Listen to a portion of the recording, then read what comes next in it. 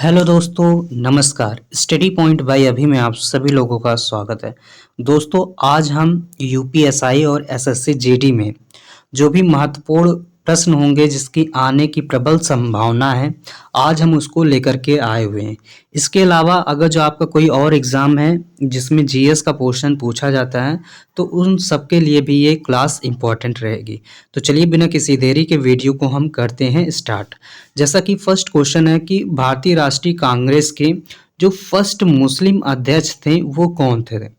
तो इनका नाम है बदरुद्दीन तैयब जी। ये जो हैं भारतीय राष्ट्रीय कांग्रेस के पहले मुस्लिम अध्यक्ष रहे थे।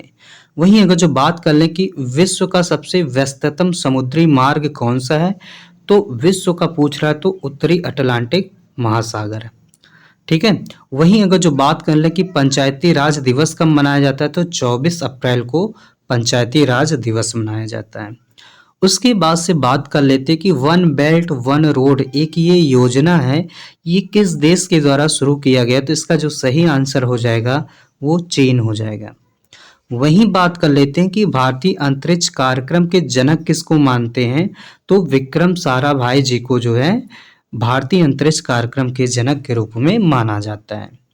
एक क्वेश्चन और है इम्पोर्टेंट कि जो घरेलू मक्खी होता है उसका जो है वैज्ञानिक नाम क्या है?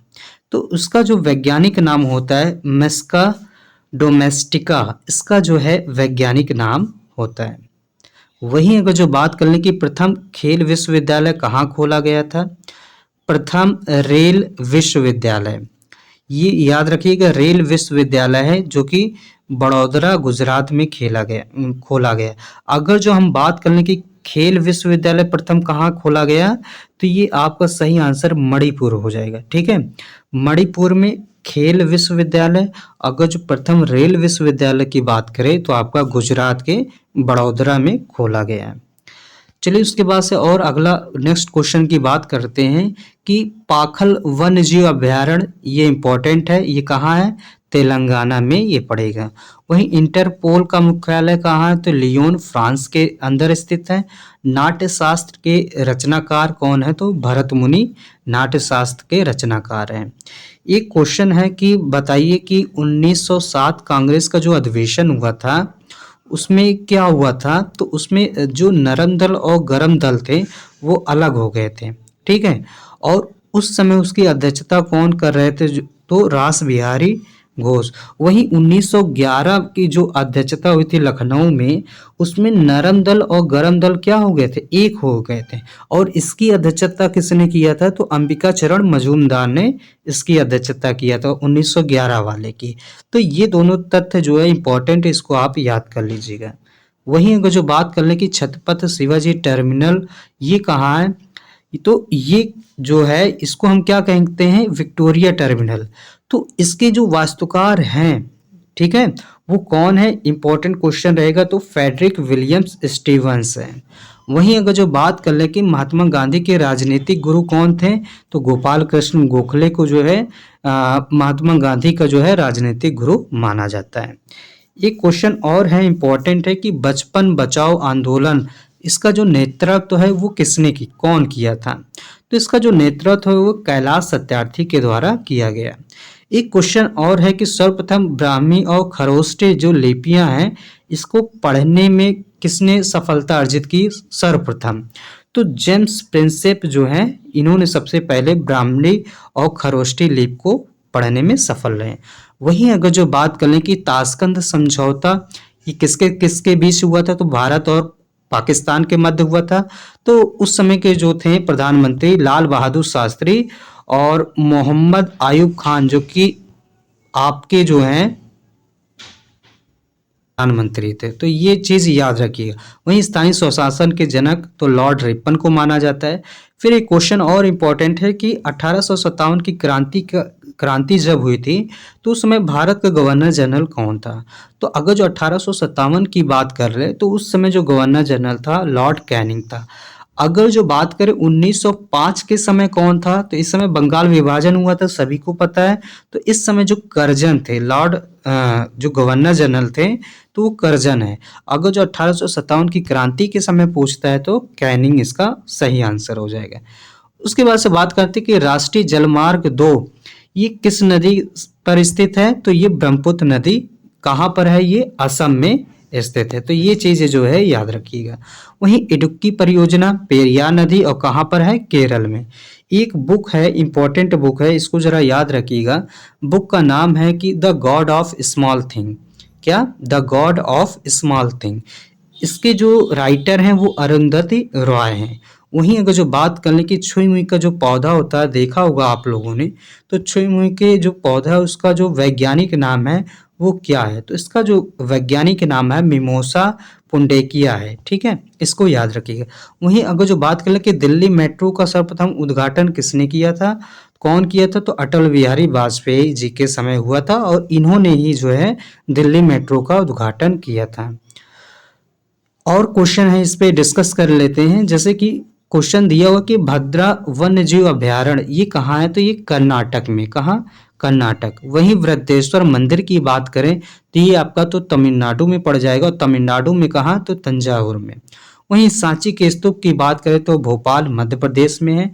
और एक और इम्पोर्टेंट क्वेश्चन कि भारतीय सिनेमा के जनक किसको माना जाता है?